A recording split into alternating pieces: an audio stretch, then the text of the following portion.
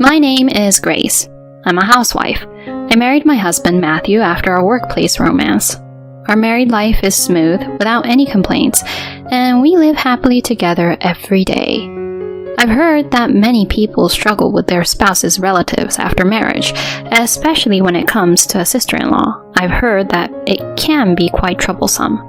However, Olivia, my husband's older sister, and I get along very well. We used to go shopping and travel together frequently. I also have a sister of my own, but we don't get along with each other. I often thought that if Olivia were my real sister, it would be great. However, one year, Olivia fell ill and passed away. The day I received the news, I was so sad that I couldn't eat. I couldn't stop crying until the day of the funeral. And on the day of the funeral, my husband, who had gone to the funeral venue ahead of me, suddenly called. "What's wrong?" When I picked up the phone, "Absolutely do not come to the funeral venue. Run to your parents' house. I'll explain the situation later, but for now, just leave the house quickly." He spoke in a breathless and angry tone, almost like he was in a rage. I didn't know what was going on. Why can't I go to the funeral of my sister-in-law with whom I was very close? I arrived at my parents' house with an unsettled feeling. "What's wrong? Today was supposed to be Olivia's funeral." My parents were surprised by my sudden gloomy expression when I returned home. I confessed what my husband had told me.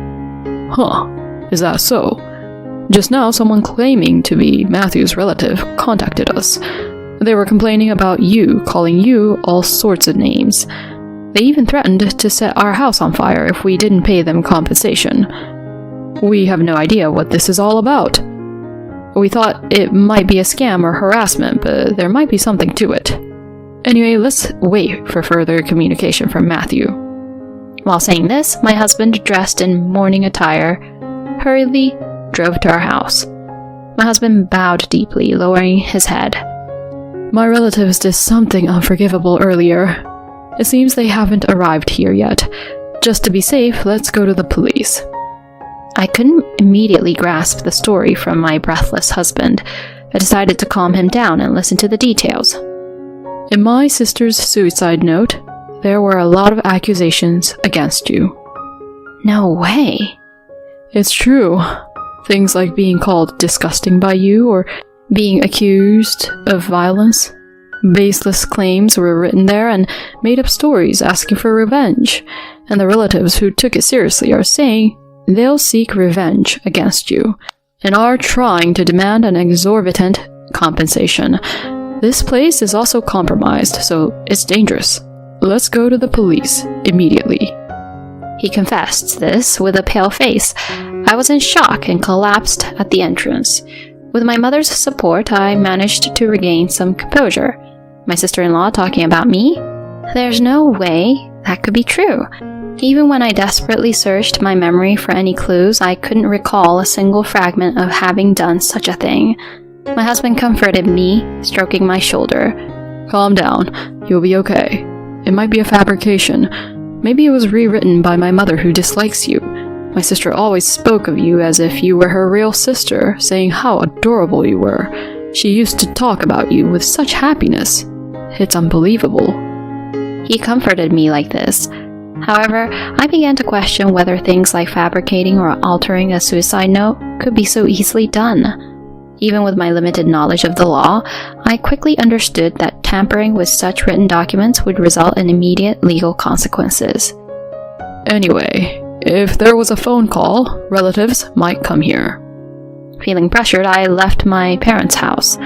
When I arrived at the police station, they immediately wanted to hear the details. I submitted the recorded abusive phone calls on my family home, and the smartphone video that captured my mother-in-law suddenly reading an unnatural suicide note at the funeral, as well as the furious reactions of relatives. The police informed me that since there hadn't been any actual harm yet, they would enhance patrols in the neighborhood and wait for developments. Still, the fact that we had consulted in advance, knowing it could work in our favor if something were to happen in the future, gave me some reassurance.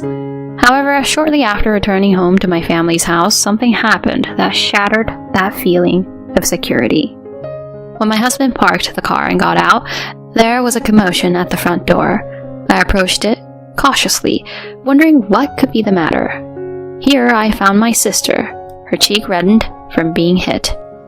"It's all your fault." There were the angry shouts of unfamiliar middle-aged men and women. On the ground, my father's beloved golf club lay broken, and fragments of vases and ornaments were scattered around. It was likely that while we were discussing the matter with the police, my husband's relatives had unexpectedly stormed my family's house. Hey everyone, my wife really hasn't done anything. And hurting my wife's sister? I'm calling the police. In a fit of anger, my husband called the police. At his words, it was evident that the individuals who seemed to be uncles and aunts momentarily hesitated. "Oh, sister?" The two of them standing next to my husband finally seemed to realize that I, Grace herself, was there. It appeared they had come to the realization that it was my sister they had harmed. They seemed to have finally recognized their mistake. She's a vindictive woman, just as the suicide note suggests, preparing a doppelganger. How could you bully Olivia, whom we've cherished since childhood? "It's because of you that she suffered mentally and her illness progressed." And they continued to blame me, trying to approach me once again with a golf club in hand. However, realizing the seriousness of the violence towards my sister and the sound of things being destroyed at the front door, my father rushed in and grabbed his uncle's hand, shouting at him. Not content with just making rude phone calls, how dare you raise your hand to my eldest daughter? I had never seen such a frightening look from my normally gentle father. I couldn't help but shudder at the sight of him. My aunt and uncle were not convinced, and my father and them had a long struggle. Eventually, the police arrived. They put me in a police car for questioning. Grace, are you okay? I was in a state of shock due to everything that had happened, but my father's words snapped me back to reality. "Sis, I'm sorry, it's my fault." I rushed to my injured sister to apologize.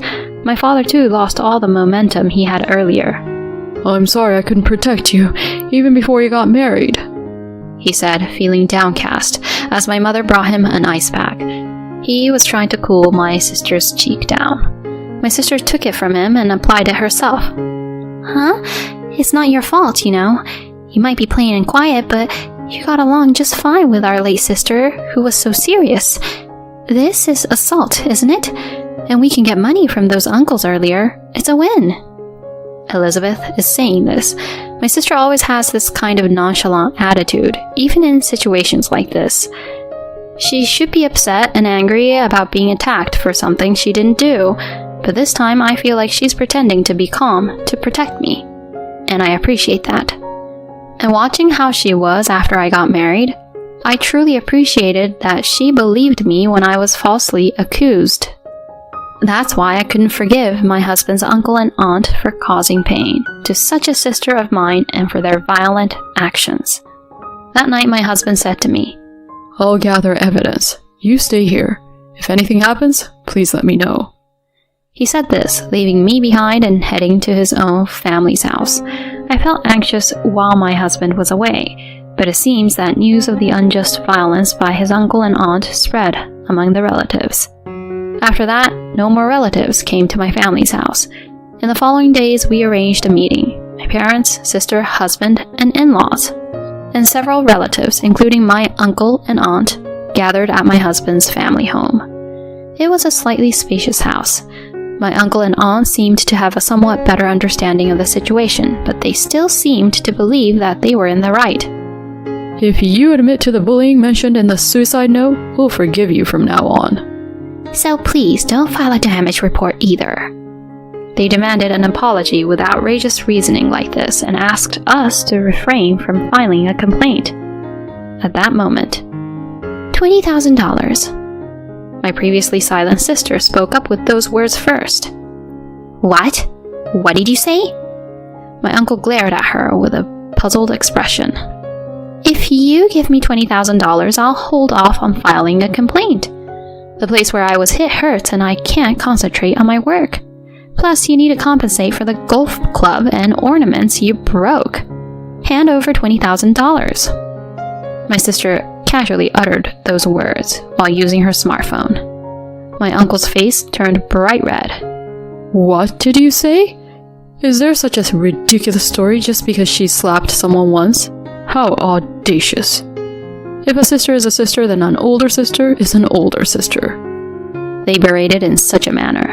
To top it off, they turned to my parents and said, Raising such shameless sisters. Don't you feel ashamed as parents? They vented their frustration. My mother was calm, but firm. With all due respect, both sisters are adults. They should be expressing their opinions as individuals, not as children. Isn't it natural to respond to a rude person with rudeness? I cannot fully comprehend the fear and pain you felt when you were suddenly struck by them. I can't understand the anger since I've never experienced it. She replied quietly. Honestly, isn't the will more problematic than me?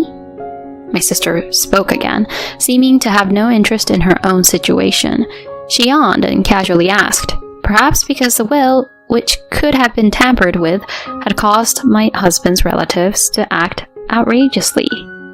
About that, it was indeed done by you, Mom, right? My husband turned to his own mother and questioned her. My nervous-looking mother-in-law, who had been restless for a while, flinched. I'm losing memory.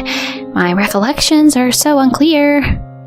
She tried to excuse herself with a somewhat placating tone. Ignoring that, my husband unfolded a piece of paper. This is my sister's real will. The location where my mother hid it was written in my mother's diary, and I searched and found it. Someone fabricated a will full of lies, making it sound real and fooled our relatives. Who's the fool here?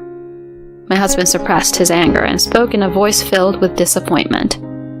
My mother, in her diary, she wrote cruel things like, it would be better if my son's wife had replaced his sister. She wrote cruel things without any hesitation.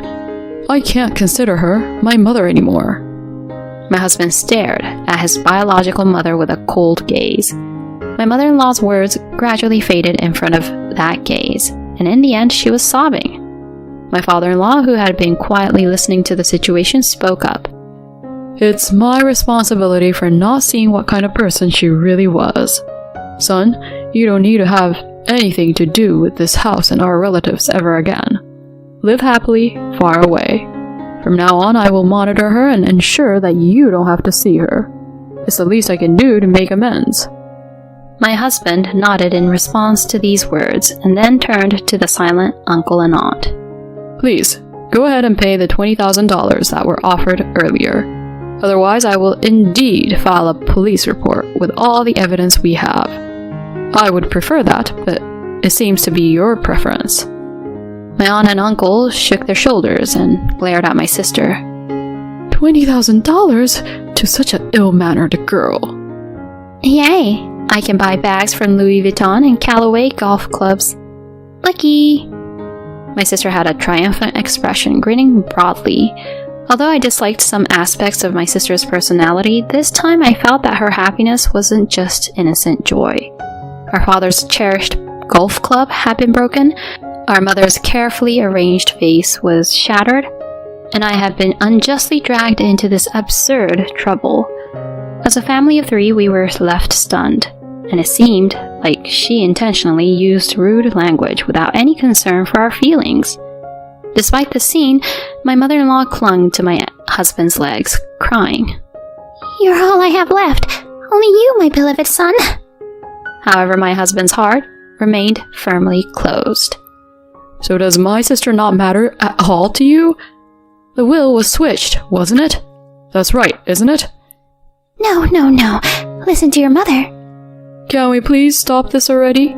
How much more of an ugly person can you be? My father-in-law, still trying to assert his point, delivered a stern reprimand to my mother-in-law. I can't stand this anymore. Let's all go. Okay, let's leave the discussion about money for another day. Goodbye. My sister rose swiftly, seemingly scornful of our mother-in-law, and walked past the confused relatives who had discovered my mother-in-law's lies. With a confident stride, she headed for the front door. My parents followed her, and my husband, taking my bewildered hand, led me out of the house. At that moment, my husband said, "Even though she's like that now, she used to be a normal mother back in the day. When we came home from school, she used to give snacks to me and my sister. I won't return to this house anymore, so I feel a bit lonely." I still remember him smiling a complicated smile. A week later, as my emotions gradually settled, I decided to ask my husband about the real will. "Actually, I had planned to wait until you could smile more freely." Matthew brought out the real document and spread it out. "I love Grace," it began. "I've gone through a tough battle with illness with frequent hospitalizations.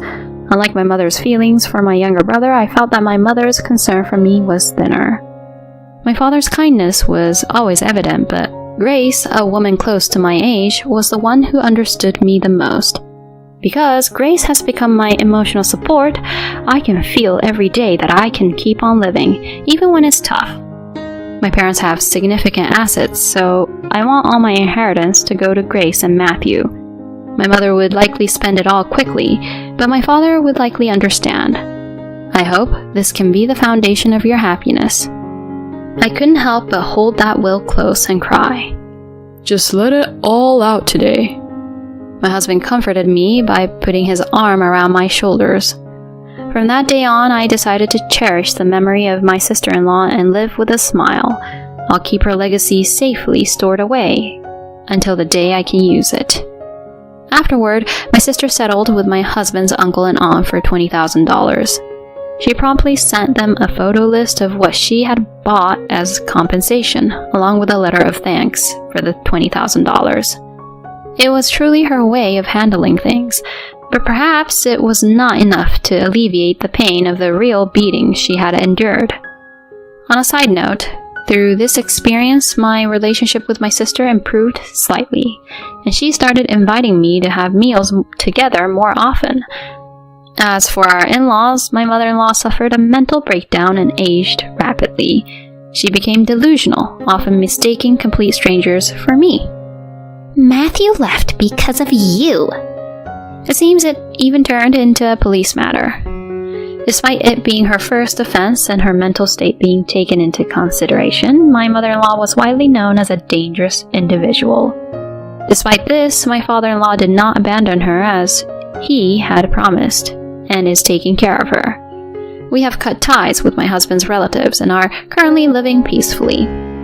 When I look back, it was truly a terrifying experience. I do feel sorry for my father-in-law who knew nothing about it, but I still cannot forgive the fact that my mother-in-law trampled on her own daughter's feelings. For the sake of the older sister who prayed for us to live happily, my husband and I aspire to lead a long life together, taking it slowly and peacefully.